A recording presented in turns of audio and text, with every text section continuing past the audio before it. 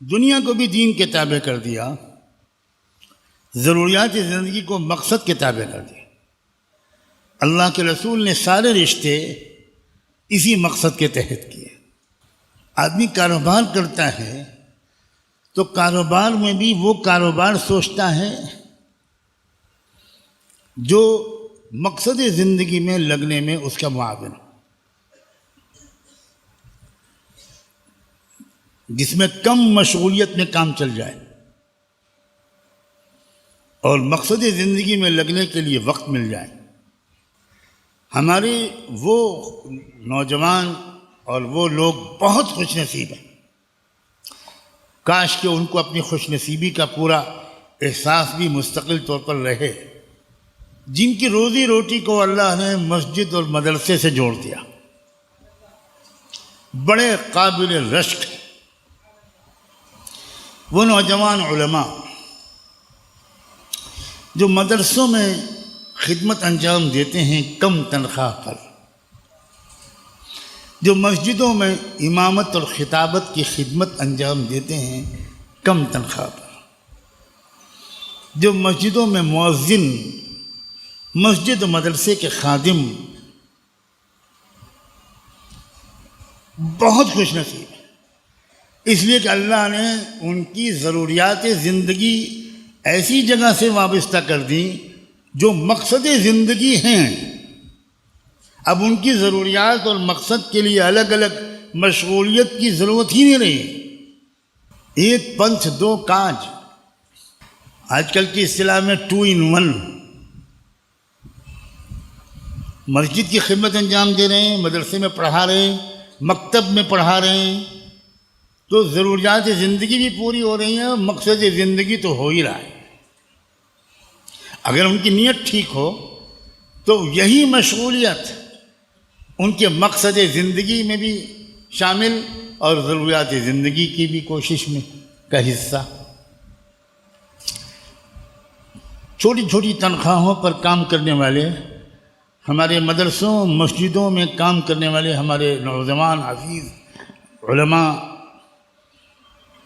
ان کا دل چھوٹا نہیں ہونا چاہیے، ان کو اس بارے میں کوئی احساس نہیں ہونا چاہیے کہ ہم بہت معمولی ہیں، بہت معاشرہ ہماری قدر نہیں کرتا۔ عزیزوں، جو قدر نہیں کرتے وہ نادان ہیں، نادانوں کی قدر کرنے کی تمنا ہی دل سے نکال دو،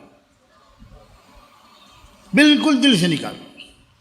تم تو اس پر راضی رہو کہ اللہ یہ میرا نصیب کہ میں مسجد و مدرسے کا خادم بن گیا، یا آپ نے اتنا بڑا احسان کیا ہے کہ اس سے بڑا کوئی اعزاز ہو ہی نہیں سکتا۔ دیکھنا تم کہ آسمان والا تمہاری کیسی عزت کرے گا۔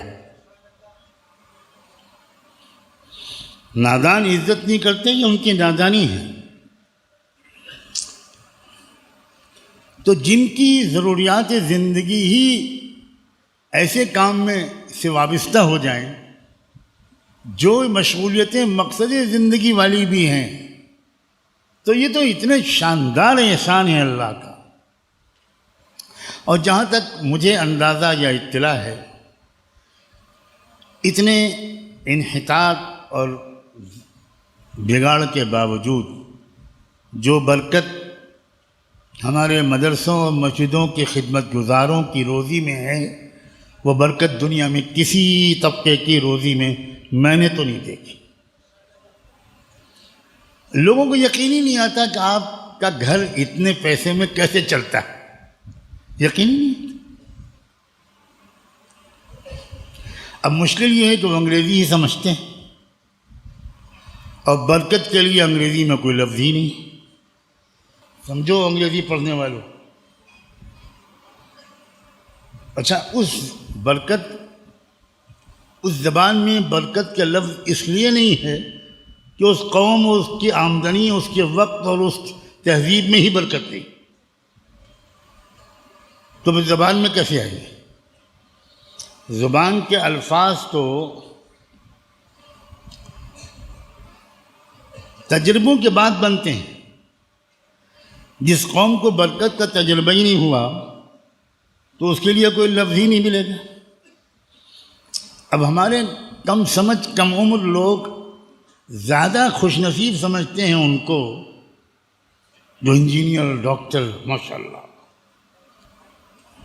شیخ الاسلام ابن تیمیہ رحمۃ اللہ علیہ کہا کرتے تھے، فقیرانہ زندگی گزارتے تھے ابن تیمیہ، کہتے تھے واللہ لو علم الملوک ما عندنا لقاتلونا بالسیوف، کہتے تھے اگر بادشاہوں کو پتہ لگ جائے کہ ہم فقیروں کے پاس کیا دولت ہے تو وہ تلوار استعمال کر کے ہم سے جنگ کر کے ہم سے وہ دولت چھیننے کی کوشش کریں۔ میں اپنے نوجوان طلبہ کو سمجھا رہا ہوں، خبردار دنیا کی طرف نگاہ اٹھا کر مت دیکھنا۔ لا تمدن عینیک الی ما متعنا به ازواجا منہم زہرۃ الحیات الدنیا، یہ اللہ نے کس سے کہا ہے؟ سید الانبیاء رحمت دو عالم صلی اللہ علیہ وآلہ وسلم سے اللہ نے کہا آنکھ اٹھا کر مت دیکھنا میرے پیارے محمد، ان دنیا داروں کو ہم نے جو دنیا کی کچھ چیزیں دے دی ہیں ان کی طرف آنکھ اٹھا کے مت دیکھنا۔ کون جانتا ہے ان کے زمانے کے مالداروں کے نام اور اس فقیرانہ زندگی گزارنے والے نبی رحمت کے نام پر دنیا قربان، جن کے گھر میں نہ سونا تھا، نہ چاندی تھی، نہ بینک بیلنس تھا، نہ سواریاں تھیں، نہ فلیٹ تھا، نہ بلڈنگ تھی، نہ ولا تھا، نہ کچھ نہیں تھا۔ پھٹا پرانا تکیا، ٹوٹا پھوٹا بستر، ادھار لیے کر جلنے والا چراغ جس میں تیل بھی ادھار سے لیا ہوا جل رہا تھا۔ مگر کیا ان سے بڑھ کر معزز انسان اس آسمان کے نیچے پیدا ہوا؟ عزت کا تعلق پیسوں سے نہیں ہے، ہرگز نہیں ہے، عزت کا تعلق تقوی سے ہے۔ ان اکرمکم عند اللہ اتقاکم، اللہ ہم کو تقوی والی عزت عطا فرما، تقوی نصیب فرما، اور ضروریات زندگی کو ہمارے اوپر غالب نہ ہونے دے۔ جو انسان یہ سمجھ جاتا ہے وہ اپنے بچوں کو تعلیم بھی وہ دیتا ہے جس تعلیم کے ذریعے بچے مقصد زندگی میں لگیں، ضروریات زندگی کی بہت زیادہ فکر نہ کریں۔ میں اپنے مدرسے کے بچوں سے خاص طور پر یہ بات وقتاً فوقتاً کہتا رہتا ہوں، آج پھر کہتا ہوں۔ آج تو کچھ بچوں کو لینے کے لیے ان کے پیرنٹس بھی آئے ہوئے ہوں گے، خدا کرے وہ بھی سنیں، اس لیے کہ آج ہمارے بچوں کی ششماہی امتحان کے بعد کی چھٹی ہو رہی ہے۔ ہمارے بچے چونکہ یہ تعلیم بھی پڑھ رہے ہیں اور وہ تعلیم بھی پڑھ رہے ہیں، کہیں ہمارے بچوں میں سے کسی کے ذہن میں یہ نہ آئے، اور مجھے خطرہ ہے کہ آ رہا ہے، اور میں مسلسل اس خطرے سے مضطرب رہتا ہوں۔ کہیں بچوں کے ذہن میں یہ نہ آئے کہ اچھا ہوا اس مدرسے میں پڑھ رہے تو اصل میں یہاں کیا ہوگا، 12واں پاس کریں گے، پھر یہ کریں گے، پھر وہ کریں گے، پھر ڈاکٹر بنیں گے، خوب پیسہ کمائیں گے۔ تم قیامت کے دن میں تمہارا گریبان پکڑوں گا، گواہ رہنا، اور میں اللہ سے کہوں گا کہ اللہ ہم نے یہ مدرسہ اس لیے نہیں قائم کیا تھا۔ اگر ہمارے مدرسے کے بچے بھی مدرسے کی خدمت، مدرسے میں پڑھانا، مسجد میں امامت و خطابت، دینی تعلیم، اگر اس کو حقیر سمجھنے لگے تو اس سے بڑی ناکامی ہماری کوئی نہیں ہے۔ میں تمہاری ناکامی نہیں کہتا، اپنی ناکامی کہتا ہوں۔ ہم تم کو سمجھا ہی نہیں پائے۔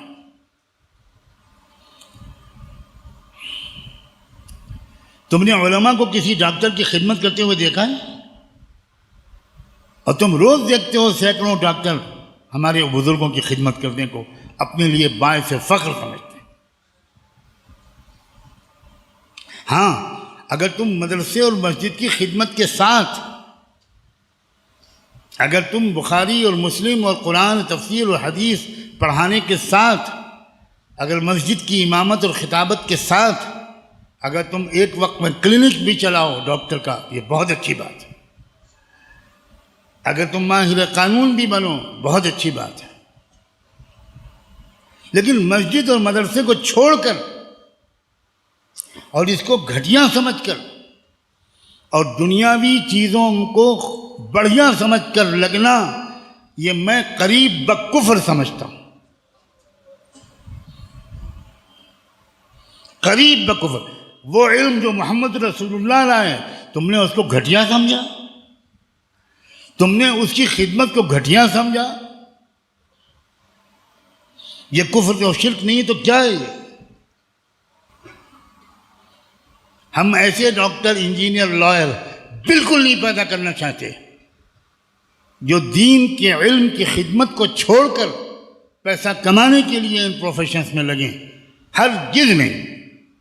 جو اس مقصد کے لیے یہاں آیا ہے، اللہ کے واسطے یہ ادارہ چھوڑ دے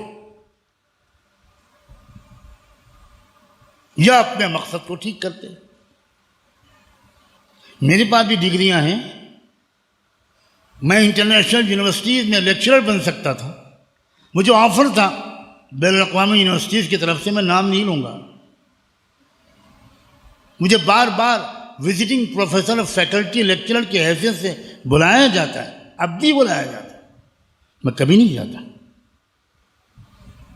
میں مدرسے اور خانقاہ کی بوریے پر بیٹھنا، جینا اور یہیں کی چچائیوں پر مرنا چاہتا ہوں۔ کوئی مقابلہ نہیں ہے دنیا کی یونیورسٹیوں کا ایک کچے چھپر میں چلنے والے مکتب سے، کوئی مقابلہ نہیں۔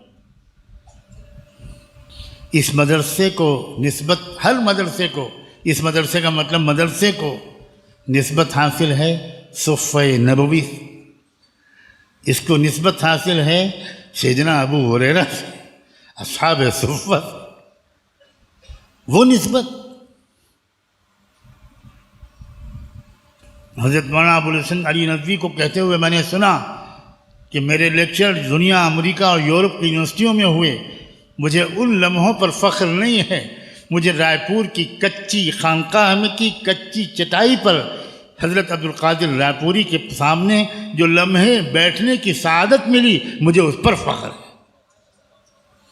یہ ہیں دنیا کو پہچاننے والے لوگ، یہ ہیں دنیا کو تہذیب سکھانے والے لوگ، یہ ہیں وہ لوگ جنہوں نے مقصد زندگی کو سمجھا، عبودیت والی زندگی کو سمجھنا، پریکٹیکلی اپنانا اور دنیا کے لوگوں تک اس کو پیش کرنا۔